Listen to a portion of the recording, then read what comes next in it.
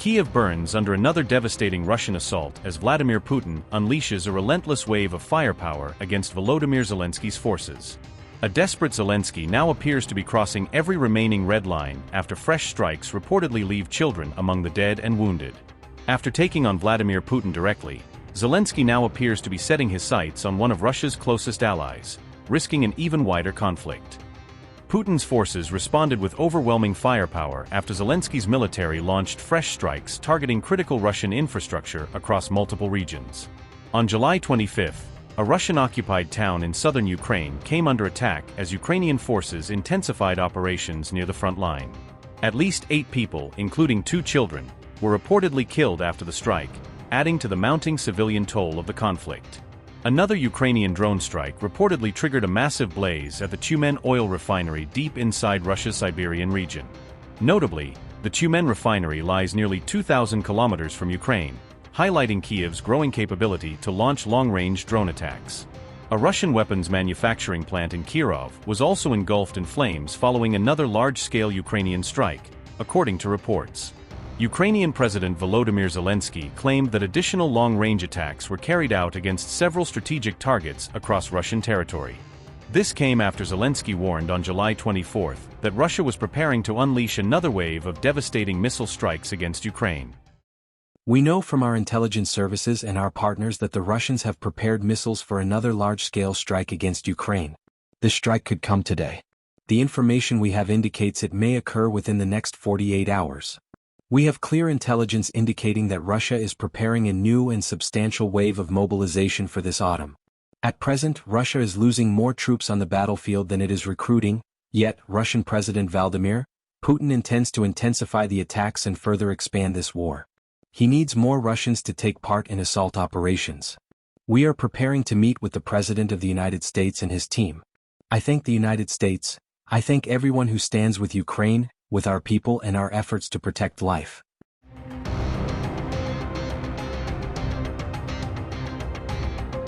Russian forces directly targeted senior Ukrainian defense officials during a major strike carried out on July 24, according to Ukrainian authorities. Russian ballistic missiles struck Kyiv at a location where a major defense industry event was reportedly taking place at the time. The missile attack on the Ukrainian capital reportedly killed 10 people and left at least 100 others injured in one of the deadliest recent assaults.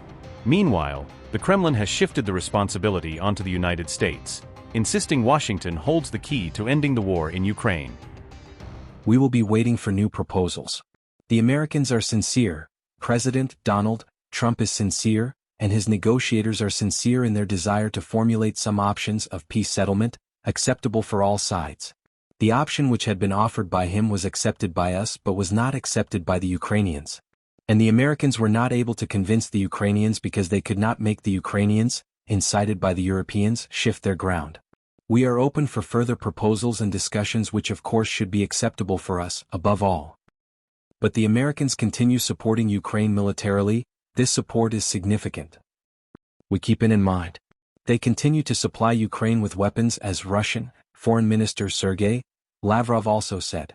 But we should use this dualism in the position of Trump's administration in a way that serves our national interests. And their desire to contribute to peace settlement absolutely serves our national interests.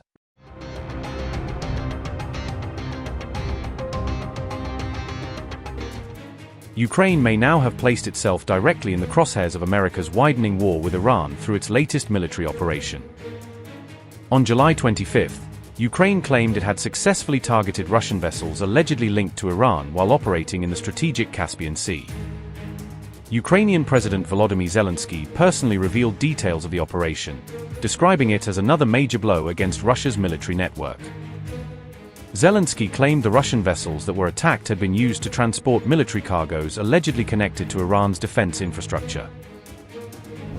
Zelensky said, and I quote, "Ukraine continues applying long-range sanctions in response to Russian strikes. Last night, the warriors of our defense forces hit targets across different regions of Russia that are fueling this war. Once again, a plant in Kyiv was struck, the one supplying components for the weapons Russia uses to attack our people. That's about 1,200 kilometers from Ukraine's border. Also hit were an oil refinery in Tyumen, a logistics facility in Yekaterinburg, and a fuel and lubricants depot in Rostov-on-Don. We also achieved very strong results with long-range strikes in the Caspian Sea, including vessels used in military cargo shipments involving Iran, as well as a warship. End quote. Zelensky's strike on the alleged Iran-linked Russian vessels comes at a time when the Middle East conflict is rapidly escalating into a wider regional confrontation. However, on July 24, US President Donald Trump claimed that neither Vladimir Putin nor Xi Jinping had provided any military support to Iran despite the ongoing war. About Iran, what is the exit strategy? Well, I think there's a lot of them. There's a military exit where we just keep going just the way we are, and we can even make it a heavier dose, and it's knocking out everything they have. Or there's a smarter strategy, and that's you make a deal, and they want to make a deal. I just don't think they're ready yet, but they do want to make a deal. Sometimes they don't want to say they want to make a deal. They want to be the tough guys, but they do want to make a deal. There's two ways. I mean, it's you can just keep doing exactly what we're doing and take them apart piece by piece. We can do it in a more rapid fashion, which we might do, or we can negotiate with them, which we're also doing right now. I mean, as we speak, we're talking to them. And you said today that Russia and China are not helping. Earlier this week, the War Secretary Hegseth said that they are enabling. So what is the difference? Well, I don't know that they're enabling. I mean, I will tell you that President Xi said he will not partake, and President Putin said the same thing. I think, I trust them. They've had a long-term relationship. There could be some things they do, but thus far, at least, it has not been major. I don't think they'd want to have me disappointed. Follow up on Iran. Have you made a decision about the major strikes that you were referring to? Okay. Should we expect to see major strikes? Look, we're talking to them right now. I think they're getting more and more serious as the days go by, for maybe the obvious reason. But we are talking to them right now. Look, there are two ways. I consider that the smarter way, but the other is probably the easier way, doing what we're doing. And we can take that to a much higher level if we want to. We're prepared to do that, as you know. We're locked and loaded.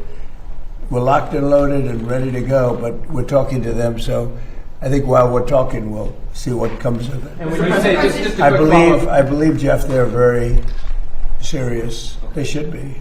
And when you say that you're talking, is it Mr. Kushner or Mr. Witkoff, or who's involved in those talks? Sort of everybody. JD and Marco, and a lot of people are talking to. A lot of people to talk to. It's a big deal. But really, when you get right down to it, it's not very complex. They cannot have a nuclear weapon. Very, very simple actually, but it's a big deal. They cannot have a nuclear weapon. If they have even a thought of a nuclear weapon, we will just continue to go at much higher levels. But we are talking right now, and we'll see what comes of it. I'm not, despite what everyone says about the election, I'm not in a hurry. I'm not in a hurry. We have to do it right.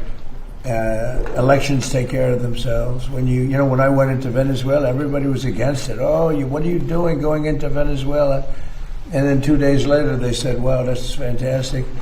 A lot of people are saying that with Iran already, because it would take them 25 years to rebuild already from what they have. And again, as you know, no Navy, no Air Force, no anti-aircraft, no radar, no nothing. I mean, and we, as you know, we just reinstituted I guess you could go, I call it the iron wall on the water. Nothing gets through. Nothing. Blockade. Nothing gets through. And they sort of have to make a deal. But we are talking to them. I think they're being serious. I think they are being by far the most serious that we've seen them. But that doesn't mean we get there. We'll see what happens. But I always prefer that alternative.